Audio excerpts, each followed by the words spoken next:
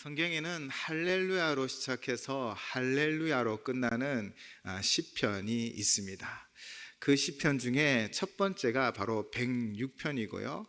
나중에 113편, 그리고 146편부터 150편까지 할렐루야로 시작해서 할렐루야로 마치지요. 여러분, 할렐루야가 무슨 뜻인지는 다 알고 계시지요? 할렐루, 이 말은 찬양하라, 또한 찬송하라, 영광을 돌리라 라는 명령형, 복수형입니다. 그리고 이 야가 바로 이 야훼의 축약형인 하나님의 이름으로 야를 고백하고 있는 것입니다. 그래서 할렐루야는 여호와를 찬양하라 라는 말의 뜻이지요. 근데 할렐루라는 이 단어가 복수라고 말씀드렸습니다. 할렐루야는요, 온 세상 모든 만물을 향하여 창조주 하나님, 우리의 주관자이신 하나님을 찬양하십시오 라고 명령하고 있는 것이지요. 여러분, 이것은 한번 하나님을 찬양해 보시면 어떻겠습니까? 라는 권유 정도가 아닙니다. 지금 시인은 우리는 하나님을 찬양해야 합니다. 우리는 하나님께 영광과 존귀를 올려드려야 합니다. 그러니 여러분, 하나님을 찬양하십시오 라고 강하게 우리에게 명령하고 있는 것이지요. 우리는 하나님을 찬양하고 그분께 감사하는 삶을 살아가야 합니다. 그런데 여러분, 오늘 이 시인의 명령에 여러분 정말 동의하고 정말 감사와 찬양을 올려드리고 계십니까? 한 주간 우리 월요일부터 오늘까지, 또 오늘 하루를 뒤돌아보면서 정말 어떠한 상황과 형편을 뛰어넘어 하나님을 찬양하고 감사드릴 수 있으십니까? 각자의 상황과 형편이 다르기 때문에 흔쾌히 대답하기 어려울 수도 있을 것입니다. 또 내가 지금 걸어가고 있는 길이 그렇게 좋은 길이 아니기에 우리의 마음이 힘들 수도 있죠. 그러나 오늘 시인은 우리에게 분명히 말하고 있습니다. 하나님을 찬양하라, 그리고 하나님께 감사하라 라는 것이지요. 우리 이 질문, 우리는 정말 하나님을 찬양하고 감사할 수 있느냐라는 이 질문을 오늘 말씀 속에서 한번 해답을 찾아보았으면 좋겠습니다. 먼저 오늘 본문은 106편 1절에서 48절까지의 말씀을 나눌 것입니다. 다 읽기는 좀 힘이 들어서 12절까지 말씀을 읽었는데요, 이 시편 106편을 조금 나누어 보면 1절에서 5절은 하나님과 하나님 백성에 대하여 고백하고 있습니다. 그리고 5절에서 12절은요, 출애굽의 은혜를 고백하고 있습니다. 5절에서 12절 그 내용을 우리가 분명히 읽었는데요, 그런데 그들이 어떤 고백을 시인이 고백하고 있습니까? 그들이 출애굽의 기이한 일을 알았습니다. 경험했습니다. 그러나 그들이 어떻게 했다라고요? 오늘 본문 7절을 보시면 우리의 조상들이 애굽에 있을 때 주의 기이한 일들을 깨닫지 못하며 주의 크신 인자를 기억하지 아니하고 바다 곧 홍해에서 거역하였나이다. 이스라엘 백성이 출애굽의 그 큰 은혜를 누렸습니다. 10가지 하나님의 권능을 보았죠.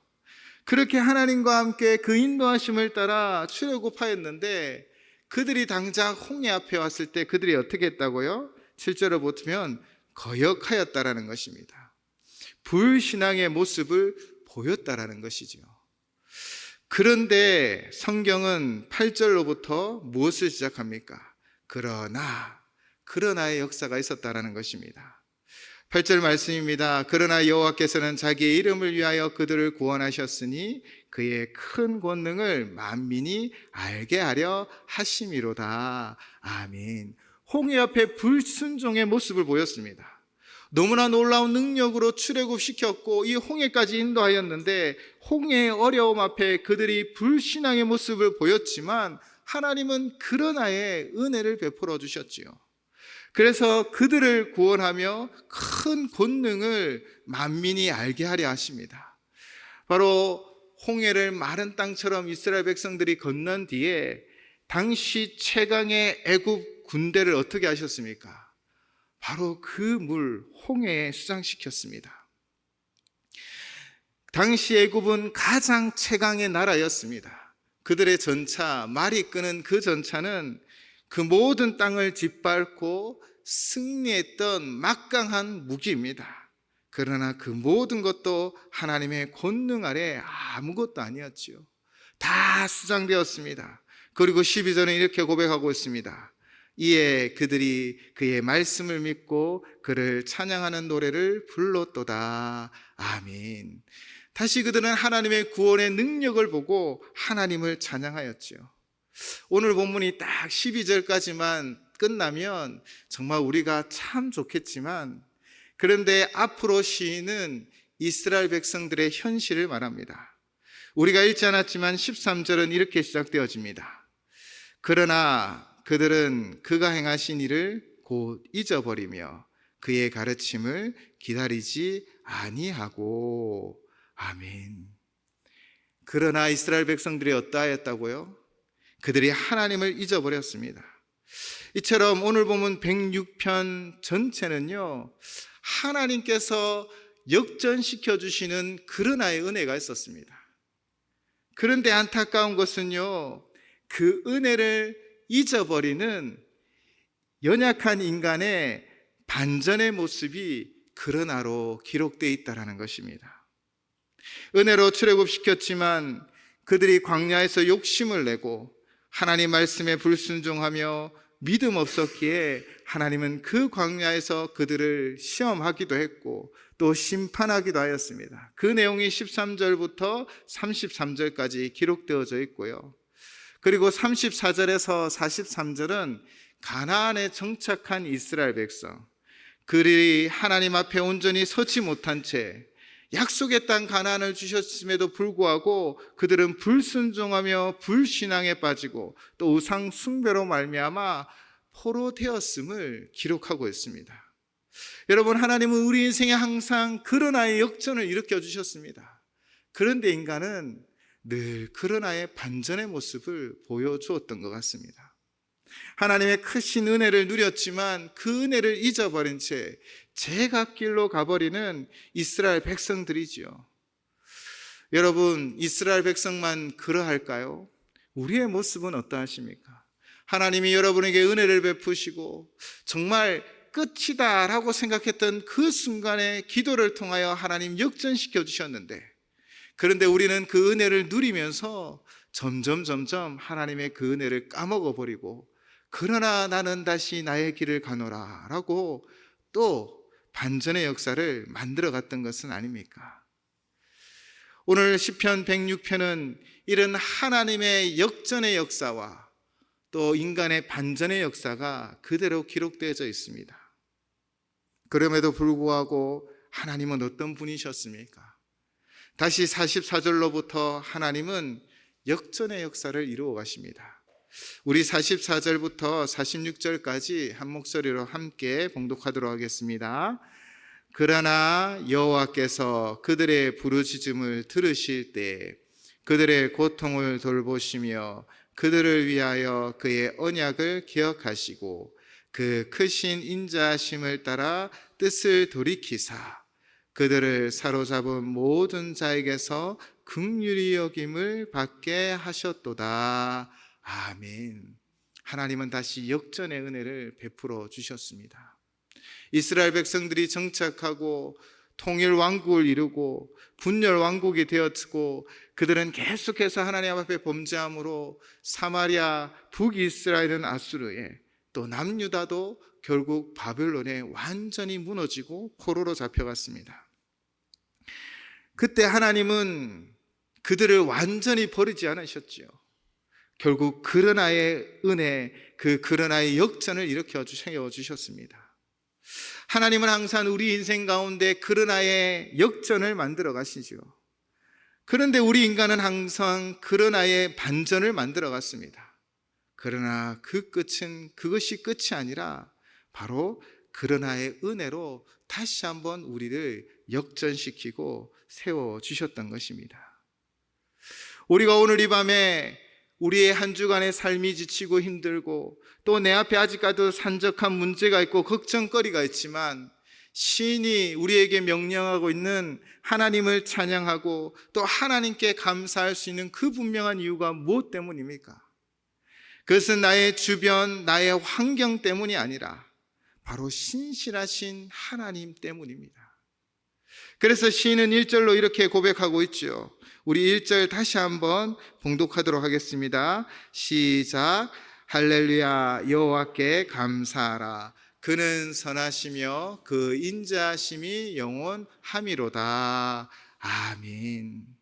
우리의 삶의 현장이 힘들고 어렵고 지치고 또 내가 할 수 있을까라는 두려움이 쌓였을지라도 또 하나님의 은혜로 그 상황을 넘겼고 평안히 살아가다 하나님을 또 잊어버린 채 나의 길로 가다가 쓰러진 그 자리일지라도 하나님은 여전히 그러나의 역전을 만들어 가십니다. 여러분을 결코 내버려 두지 아니하시고 포기하지 아니하시고 끝까지 함께하여 주실 줄을 믿습니다. 하나님이 어떻게 우리 가운데 역사하십니까? 시인은 그분이 선하시다라고 고백하고 있습니다. 하나님은 선을 이루어 가십니다. 이 선은 내가 좋고 내가 만족하고 내가 보기에 완벽한 것이 아닙니다. 하나님이 선을 이루어 가실 때는 하나님의 뜻 가운데 나에게 가장 완전한 것을 주시는 선인 줄을 믿습니다. 코로나 시절이 끝날 쯤에 이제 사람들이 막 쇼핑을 하기 시작했습니다. 한 가족도 딸아이와 함께 오래간만에 백화점 쇼핑을 나갔지요. 그런데 순식간에 딸아이의 손이 에스컬레이터에 끼어버리고 또 손가락이 절단되는 사고가 발생합니다. 급하게 응급차를 부르고 아이의 손을 확 부여잡고 지혈하며 병원에 가려고 했는데 코로나 시절 병원 가는 게 많이 힘들었잖아요. 이 응급차도 급하지만 아무도 이 아이를 받아줄 데가 없어 계속 연락을 하느라 시간이 흘러갔답니다. 부모님은 애간장이 다 녹았지요. 그런데 그때 백화점 직원들이 찾아오는 것입니다. 아이의 손가락을 찾지 못했다라는 사실을 알고 이 에스컬레이터를 다 뜯어서 아이의 손가락을 찾아 그 부모에게 전달하고 때마침 병원은 연결되어져서 급하게 가 봉합수술을 하고 그 아이의 손의 큰 장애가 없이 치료되었다라는 것입니다. 엄마 아빠에게는 지금 당장 병원에 가는 것이 가장 좋은 것이었지만 그러나 하나님은 모든 것을 합력하여 선을 만들어 가셨습니다. 우리가 너무나도 잘 아는 로마서 8장 28절 말씀입니다. 우리가 알거니와 하나님을 사랑하는 자 곧 그의 뜻대로 부르심을 입은 자들에게는 모든 것이 합력하여 선을 이루느니라. 아멘. 때로는 우리의 실패도 우리의 재료가 되어집니다. 우리의 걱정, 근심이 우리를 때로는 더 바른 길로 인도해 주기도 하는 것이지요. 하나님을 사랑하는 자 곧 그때로 부르심을 입은 자들입니다. 오늘도 이 부르심을 받아 이곳에 나온 우리 모든 성도님들을 향하여 하나님은 선한 계획을 가지시고 그 계획대로 우리를 인도하여 주시고 여러분을 인도하여 주실 줄을 믿습니다. 때로는 그 인대로 살아가다가 우리는 지치고 넘어지지만 또 실수하고 범죄하지만 또 그러나의 은혜로 우리를 일으켜 세워주셔서 결국 모든 것을 합력하여 선을 만들어 가시는 우리 하나님을 믿으시기 바랍니다. 그래서 그 믿음으로 하나님 앞에 찬양하는 오늘 이 밤이 되시기를 주님의 이름으로 축원을 드립니다.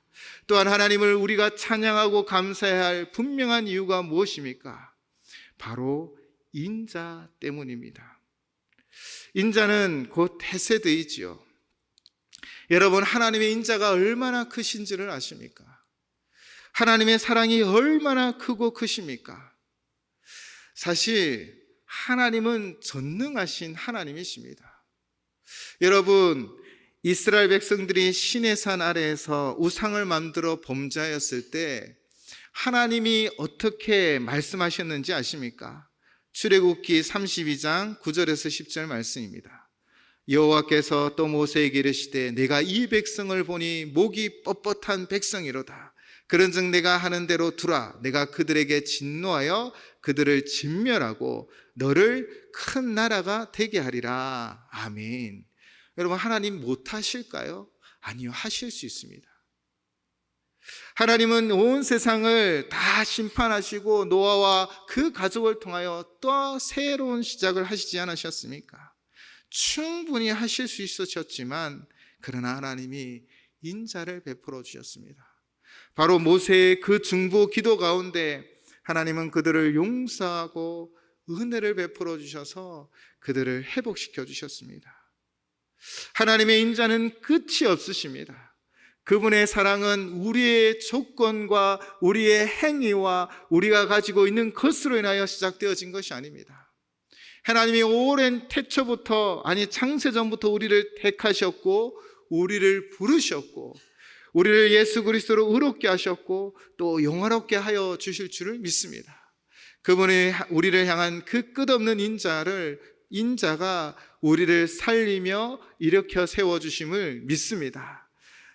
하나님의 그 인자의 절정이 어디에 있습니까?